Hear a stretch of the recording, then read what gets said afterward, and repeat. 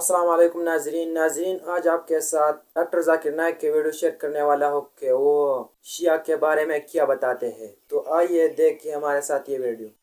میرا سوال آپ سے یہ ہے کہ مجھے کئی دوست ملے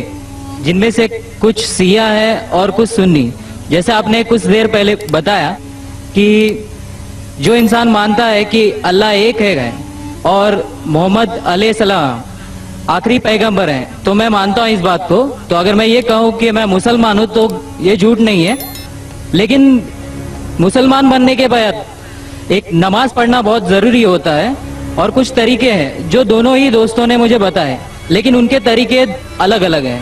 تو مجھے یہ سمجھ میں نہیں آیا کہ کس کا طریقہ میں اپناؤں، کیونکہ دونوں ہی اپنے طریقوں کو صحیح سمجھتے ہیں۔ بھائی صاحب نے سوال کیا کہ اگر اللہ ایک ہے اس میں ماننا ہے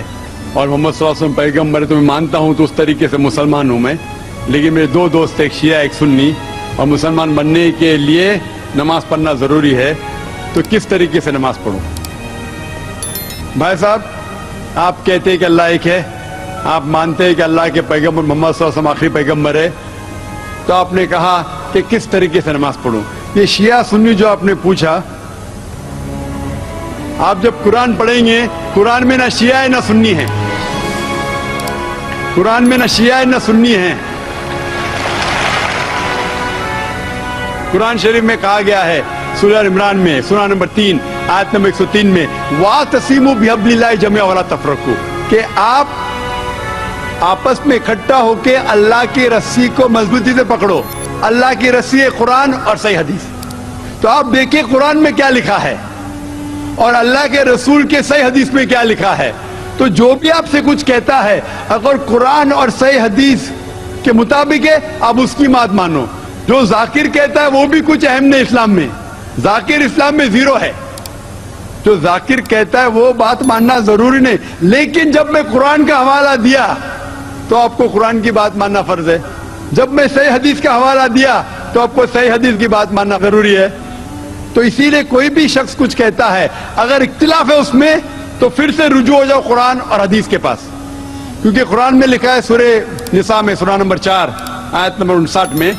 ورس نمبر 59 میں اطیعوا اللہ واطیعوا الرسول، اللہ کی اطاعت کرو، اللہ کی بات مانو اور اللہ کے رسول کی بات مانو، اور وہ لوگ those who have been charged with authority، جو اولو الامر ہے،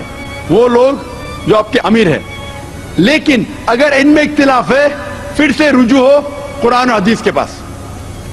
اللہ اور اللہ کے رسول کے پاس۔ تو اگر دو شخص دو عالم کوئی بھی اگر اختلاف ہے آپ پھر سے مڑو اللہ اور اللہ کے رسول کے پاس، قرآن اور صحیح حدیث کے پاس، پھر دیکھو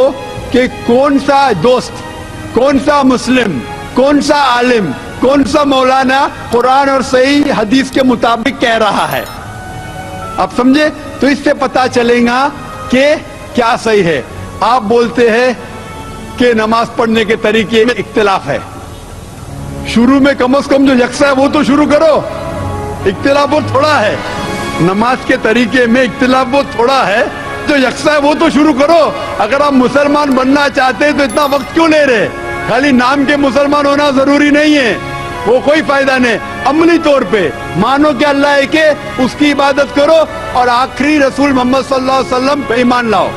اور اس کے بعد پھر تحقیق کرو آپ کے دو دوست لوگ جو بول رہے قرآن سے کون میچ کرتا ہے، صحیح حدیث سے کون میچ کرتا ہے، کیونکہ اللہ کے رسول فرماتے